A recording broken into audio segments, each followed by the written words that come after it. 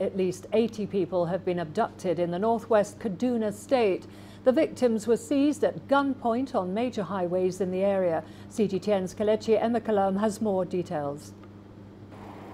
The gunmen stopped several vehicles and herded scores of travelers into a nearby bush, abandoning the travelers' cars on the roads.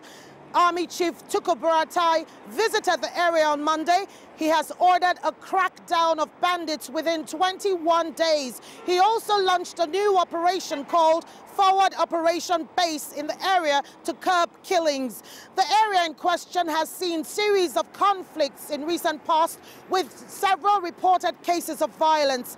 Just 2 weeks back, more than 100 armed bandits on motorcycles attacked Gwaska village in the area for 4 hours and killed over 70 people, mostly children. This brings the total number of deaths there in the past few months to over 100.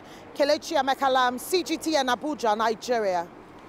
Well, to get more insight on this, we are joined by CGTN's Deji Badmus. He's in Lagos in Nigeria for us. Deji, this incident points to a lapse in security and public safety. Has there been any reaction from the Nigerian government? Well, first, Karen, something about this story is that there's been no confirmation at all. We haven't gotten any confirmation from the police, neither have we gotten one from the government, even the government of that state where the incident supposedly happened. I'm talking about Kaduna State now. So there's been no confirmation at all. What we have so far gathered about this story is the account of a member of the Road Transport Workers Union now, who actually said some travelers were stopped and that 80 or so persons were taken into the bush by armed bandits. So there's been no confirmation at all that this kidnapping actually happened and that up to 80 persons were taken by the armed bandits. But one thing we do know for sure is that that area, of course, has seen some violence in recent times. The last being an incident now where over 40 persons were killed. But ironically, as Kelechi, of course, reported, the Chief of Army Staff, as a matter of fact, was around that area yesterday, and he flagged off a military battalion. The government decided to put that battalion there now to check the spate of violence and kidnappings in that area. So, so far, no confirmation from the authorities, nothing official yet. Okay, so no confirmation, Deji, but there does seem to be an increasing number of kidnappings of both local and foreign nationals. What is being done to contain this threat?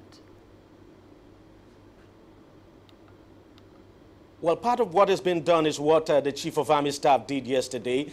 When that violence happened at Burning Gwari in Kaduna State about a week or two ago, the president did say he was going to set up a military base there. That military base has now been set up. The Chief of Army Staff was around that area yesterday, flagged off the military base. Now, the whole essence of setting up that military base, and by the way, not just Burning Gwari, we've seen this same action now taken by the government in some other places where we've had violence and kidnappings of this nature. So what the government is doing, because most of these places where some of these incidents actually happen are quite remote.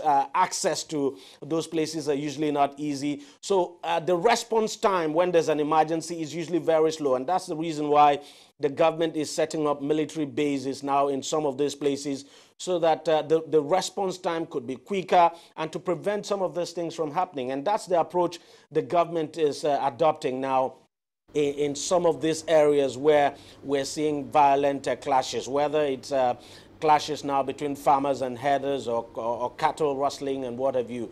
So that's the approach the government is adopting. Apart from Burning Gwari, where a forward base, a military forward base has been set up. If you go to the northeast of the country in a place called Taraba, for instance, an Air Force, a small Air Force base has been set up there for the Air Force now to respond to emergencies now around that region. That region, of course, prone to violent clashes between farmers and herders.